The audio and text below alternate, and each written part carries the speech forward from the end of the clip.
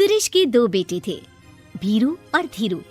वो अपनी आखिरी वक्त में अपने बिस्तर पर था और उसके दोनों बेटे उसके पास आंखों में आंसू लिए बैठे थे। पिताजी, आप चिंता मत कीजिए, मैं और धीरू है ना, हम आपको कुछ नहीं होने देंगे।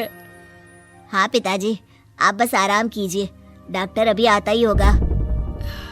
मेरे बच्चों, मेरा अंतिम समय आ गया है। तुम दोनों मेरी बात ध्यान से सुनो।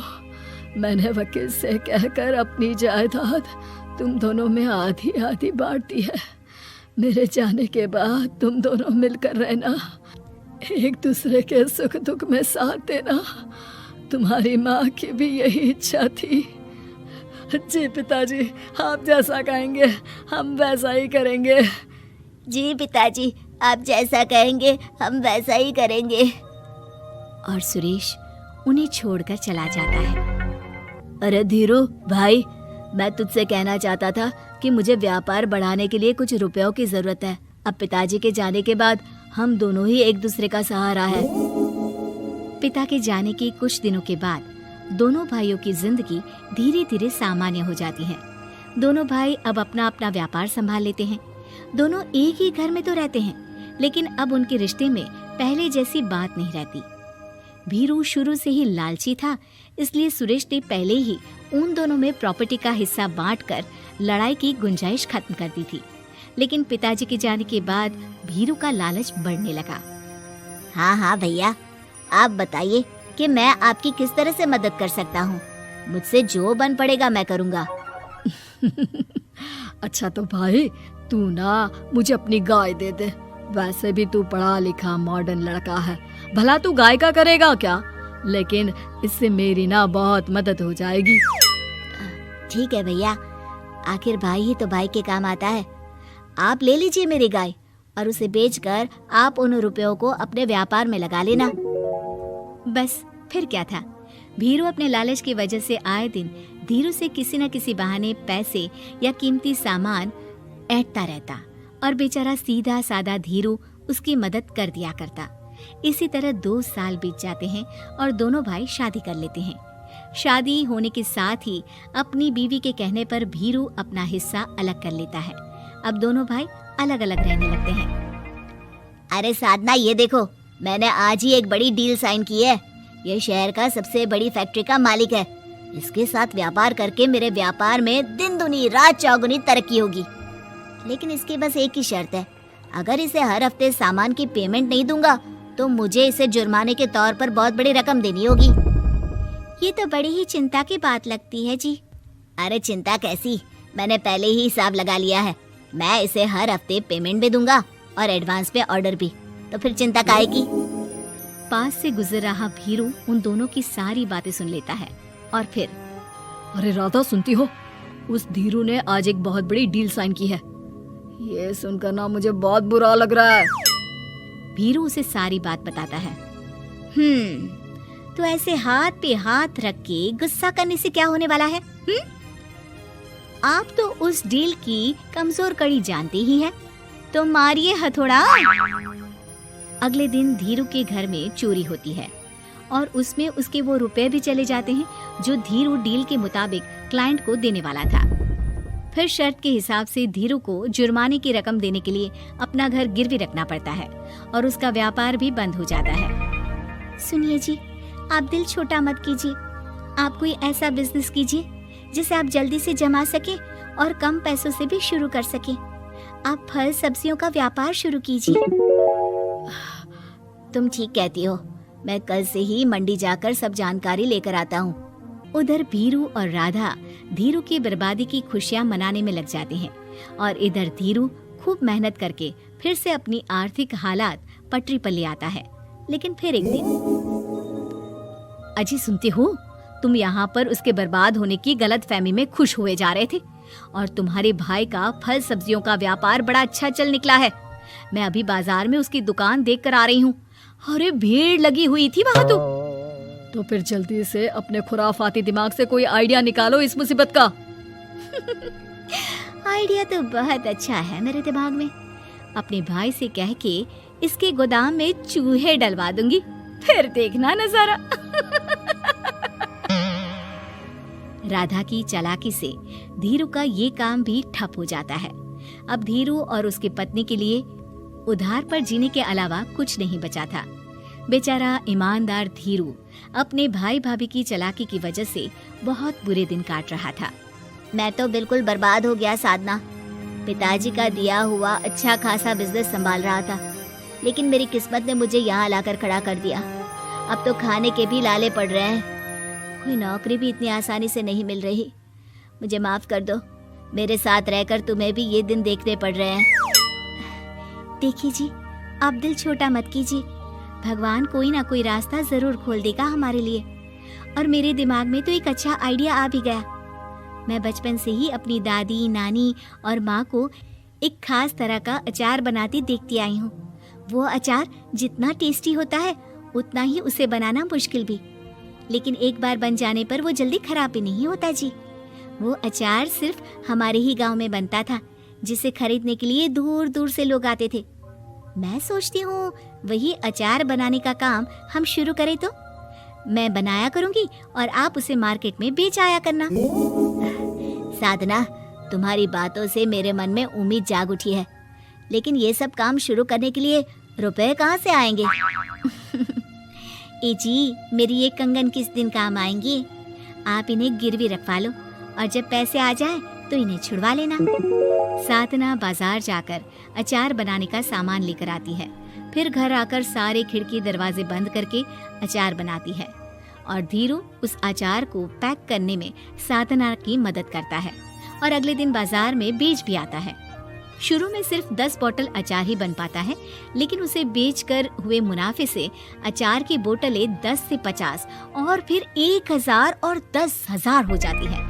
अब धीरू को अपने काम में मदद के लिए कुछ लोगों को भी काम पे रखना पड़ता है, लेकिन अचार अब भी साधना ही बनाती है और अपनी रेसिपी का सीक्रेट बनाए रखती है।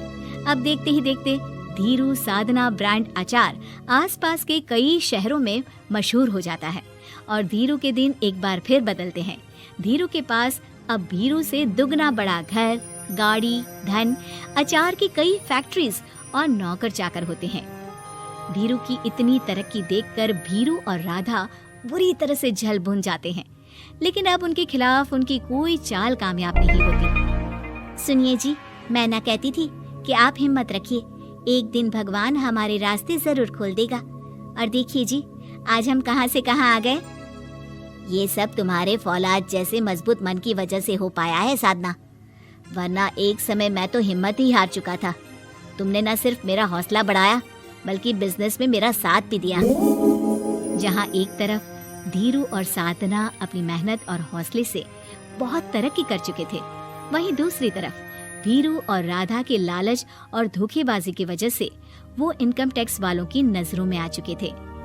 भीरू के एक घर पर इनकम टैक्स वालों का छापा पड़ता है और भीरू को काला धन जमा करने के आरोप में जेल जाना पड़ता है।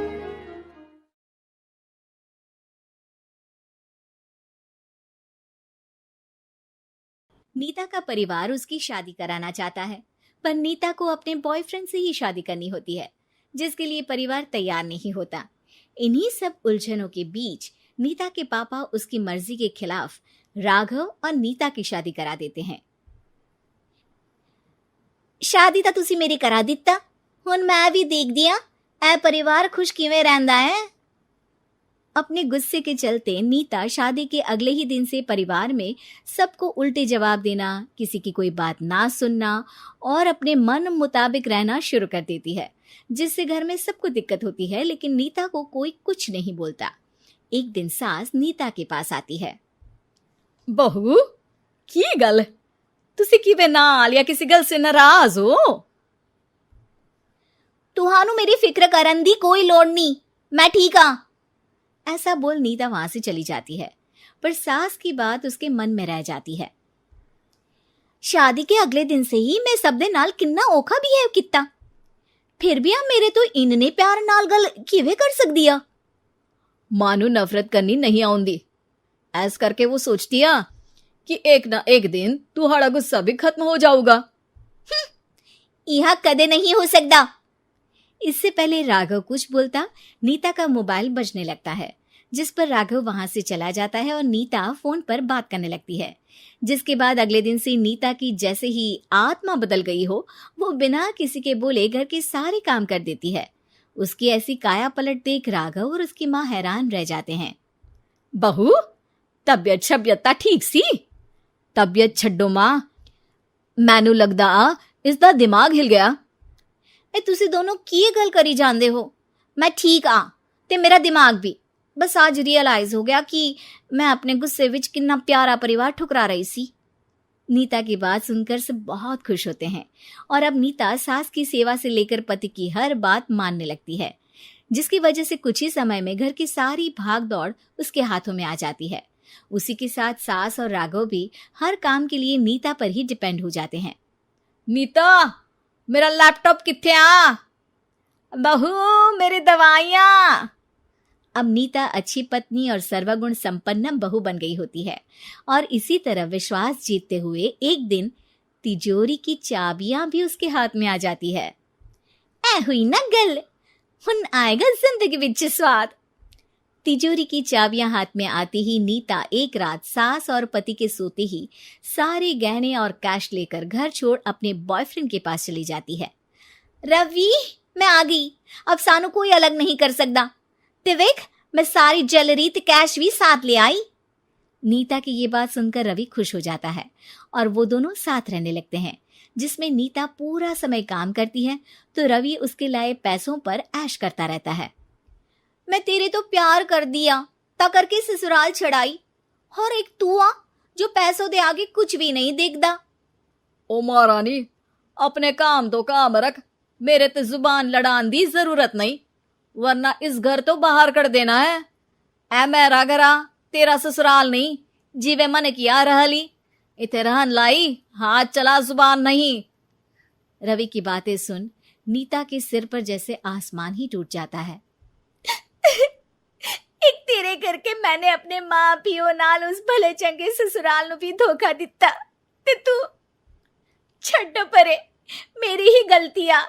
जे आखा उत्थे तेरे प्यार दा पर्दा डाल, उस दिन फोन ते तेरी गल्ला विच आ गई। जे नहीं आउंदी ता आज खुशी नाल उथे ही बैठी होनी सी। ए भाषण उन्ना दियो जिससे इसका फर्क पड़े, मेरे कॉल नौटंकी नहीं। रवि वहां से चला जाता है और नीता रोती पछताती वहीं बैठ जाती है। हाय रब्बा, ए मैं की कर दिता, उस घर विच भी वापस नहीं जा सकती। एक ता घर छोड़ा, नाल चोरी भी की, कोई मेहणु माफ नहीं करूंगा। घर कैसे वापस जाए इसी डर से नीता रवि का घर छोड़ नहीं सकती। इसी तरह दिन बीतते हैं और उन्हीं के साथ हालात बद से बदतर होते जाते हैं। अब रवि पैसों और अपनी मनमानी के लिए नीता के साथ मारपीट भी शुरू कर देता है, जिससे परेशान होकर एक दिन नीता उसे छोड़ अपने ससुराल वापस आ जाती है, जिसे वहां देख राघव गुस्से से लाल हो जाता है। हुन इथे की लेना या? हमारी जिंदगी के साथ घर ता तो पहले ही बर्बाद कर गई सी। जान दिया, मेरी गलती माफी लायक नहीं, मैं कमली सी। उस ढोंगी नु सच्चा प्यार दे, इस सच्चे प्यार नु बोझ समझती बैठी, मैनू माफ कर दो। जे मेरी नूरानी समझ गई आ कि उस तो गलती हुई आ, फिर किस बात का रुसना मनाना? केड़ी नूरानी? रानी बोलन जोगा इसने केड़े झंडे गाड़ दिए? मां याद कर, तेरे घर विच चोरी कर बहू ते पत्नी सब रिश्ते तोड़ भाग गई सी। और फिर की मानता रहिया, गलती हो गई सी, एक गलती ता रब भी माफ कर देता, ते तू और मैं ता सिर्फ इंसान ही आ, माफ कर दे। मैं बोल रही आ, ये दोबारा कदी कोई गलती नहीं करेगी, इसदा नहीं ता मेरा ही भरोसा कर ले। ठीक आ, जिवे तुहानू ठीक लगे, पर इसे बोल दे मेरे कोलो कोई उम्मीद ना रखे। तुसी जीवे कहोगे। अब सास हर रोज राघव को मनाने की कोई ना कोई नई तिकड़म बताकर नीता को उसके पास भेजती रहती है, जिससे कुछ समय बाद नीता का पछतावा और कोशिशें देखकर राघव भी उसे माफ कर देता है।